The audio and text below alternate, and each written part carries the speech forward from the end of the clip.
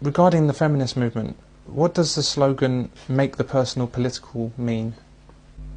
To me, that I always hated that slogan. What it really means is you take your personal damage.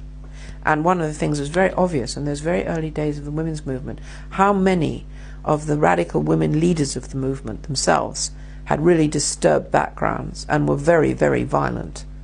And then you make that political. So if my dad's a shit, all men are shits. If you say that, you can do almost anything you like. You could go from the personal and make it political. So what happened is a sufficient group of women got together to complain bitterly, because you have to remember the beginning of the feminist movement was a Marxist movement. It was women in the left of the politics in Britain who decided that they had had enough of working with men on the left and were going to have their own, in quotes, movement. So our feminist movement never grew from a grassroots of the working class women that they were always talking about. There weren't any working class women. It was actually academics, university lecturers, young women students was the beginning of the women's movement. The most successful part of it is that at that point in the 70s, if you think about it, the majority of women who were journalists internationally were very heavy radical feminists. So they had the women's pages. And of course male journalists and male editors, seeing it as, in quotes, a woman's problem, left it to them. And very quickly there was a savage kind of censorship, and anybody who dared argue was in very serious trouble.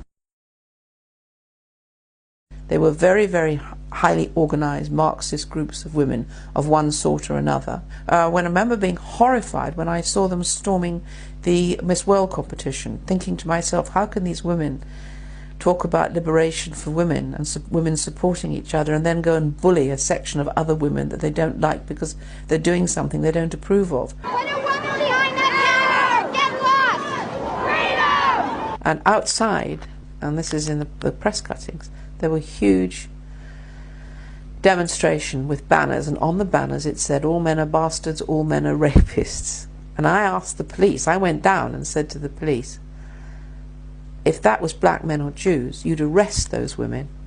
But why don't you arrest? They just looked very uncomfortable. And one of them said, we're frightened of them.